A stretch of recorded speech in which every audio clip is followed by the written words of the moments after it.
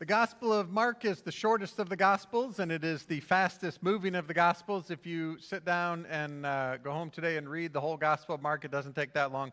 You will find regularly the word immediately.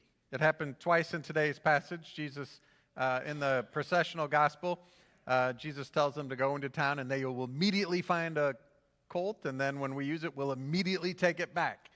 And what Mark is trying to communicate is that there's an urgency to the work that Jesus is doing.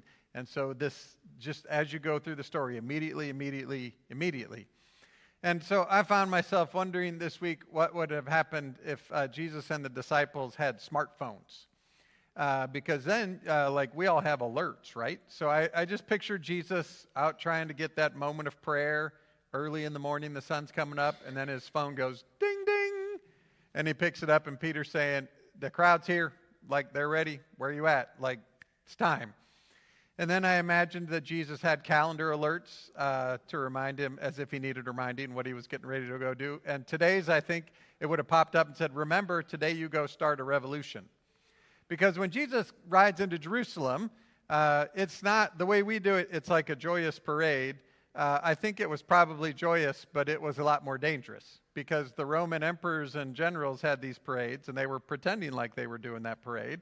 And I am certain that Pilate had people there watching, and what they would have seen was this thing that looked like they were making fun of the emperor. And then people started shouting, "Blessed be the coming kingdom of David," which they no doubt would have heard as the Hebrew people starting to think that they're going to bring back their monarchy in place of the emperor. So this is most certainly a revolution.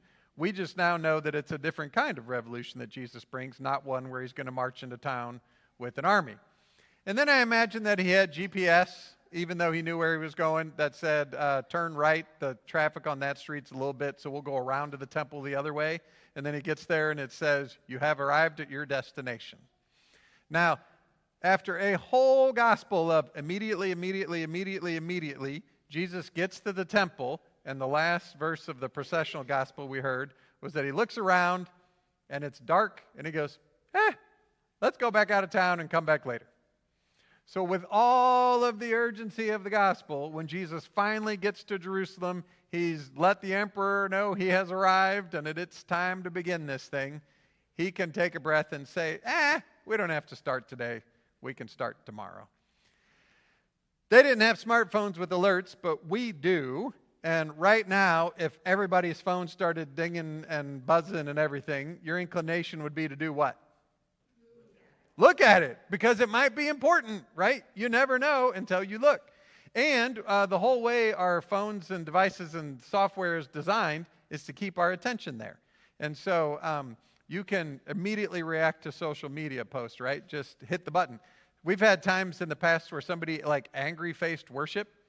And you're like, ooh, and then you ask them, like, that's not what I meant to do. I meant to hit the happy face, but it hit the angry face, and I didn't know how to undo it, right? You can react quickly and not always react the way you want to. And you can, communicate all over the world, right now. Now, I don't think we are any more reactive in that way than people have always been. Even in the gospel that Peter just read, the high priests and the religious leaders went around and stirred up the crowd. They just had to say, hey, this guy's dangerous. He's taunting the emperor. He's trying to get us in trouble. And then everybody starts yelling, yeah, crucify him, right? They're reacting to the prompting that they're getting from others without necessarily, right? They're just going along with the mob. They're not doing any thoughtful reasoning response to what's happening. So I think people have always been reactive. And some of that is probably a healthy, defense mechanism. If you hear a loud noise or a roaring animal, you should probably turn around and check that out, right? It might be dangerous. But then today, with all the technology, it just gives us more opportunities to live in reactive space all the time. And it's not just our social media.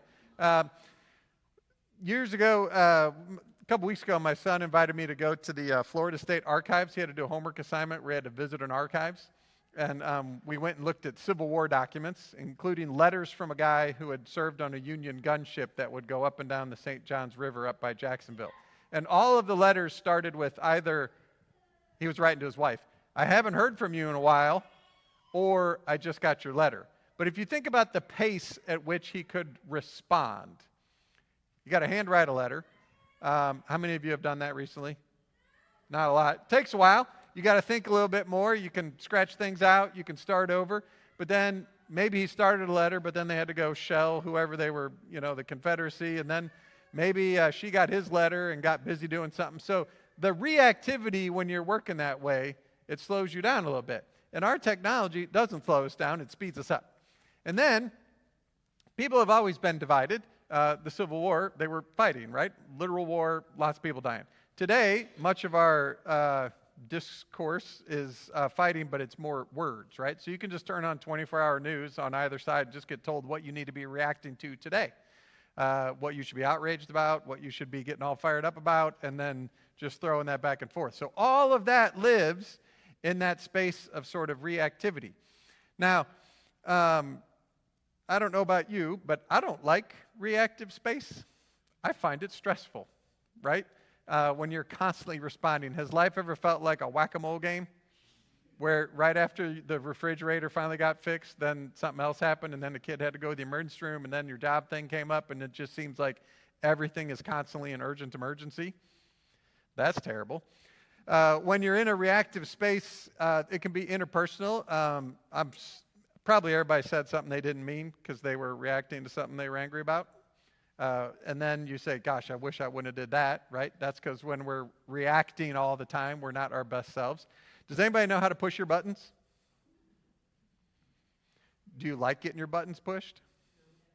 No, right? So all of this space is like reactivity sometimes is necessary, but if that's where we live all the time, that's a rough place to be. And I think that is where we spend a lot of our time. Especially just because our tools encourage us to think that every little ding, every little beep, every little vibration is all urgent and important. Years ago, I was in a Stephen Covey's 7 Habits for Highly Effective Leaders thing, and I think that's where I heard he sort of differentiated between there's things that are urgent and important. I think of a ceasefire in the Middle East. That is urgent and important, like now. There are things that are urgent and unimportant. The text of the basketball score that's happening later today might be an urgent thing that you just got, but is it that important in the overall scheme of things? Maybe not. There are things that are super important but not urgent. And in this category, I would put brushing your teeth. If you don't brush your teeth today, you're not going to drop down dead. But if you don't brush your teeth ever, you're going to have some serious long-term problems, right? And then there's things that are not urgent nor important.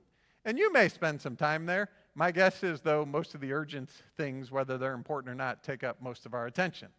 And one of the things that I have learned in recent years is that there aren't that many things that are really like urgent, life-giving, absolutely life and death important. And even the ones that aren't so urgent that you can't at some point just take a beat to think before you respond and figure out what it is that's happening. Sometimes you have to, right? Somebody's having a heart attack right in front of you. That's urgent and important right now, right? But lots of stuff isn't. So when we come to today's processional gospel, I find the fact that Jesus is walking into Jerusalem after all of this urgent movement in the gospel and then just says, we'll come back later. Because what is he about to do? He's about to die to reconcile the whole of creation to God. Is that important? Yeah, that's the main thing. And the main thing for Jesus can wait another day. So I think this passage is an invitation for us to sort of follow Jesus' lead in terms of how it is we live into the constant invitation to think that everything is urgent and everything is important. And then how do we figure that out? And again, we just look at how did Jesus do it. If you pay attention to the earthly ministry of Jesus, he is constantly reacting. Somebody says, Lord, have mercy. I can't see, and I'm sitting on the side of the road. What does he do? He stops and deals with it. Somebody says, hey, Jesus, my kid has a demon. Can you fix that? What does he do? He stops and fixes it. There's only the one story where the Syrophoenician woman says, hey, can you heal my daughter? And Jesus says, no, I came for the lost sheep of the house of Israel, which is him saying that may be important, but it's not urgent. That's later work to do. And then she says, yes, but even the dogs get the scraps off the table. And Jesus says, yeah, you're right. Go and be made, right? He's constantly in that space of reacting. Now, I would probably argue that Jesus isn't really reacting. He's just being who he is, which is love and grace and mercy and truth. And what he's doing is responding to the need and the suffering that is right in front of him as soon as it's there.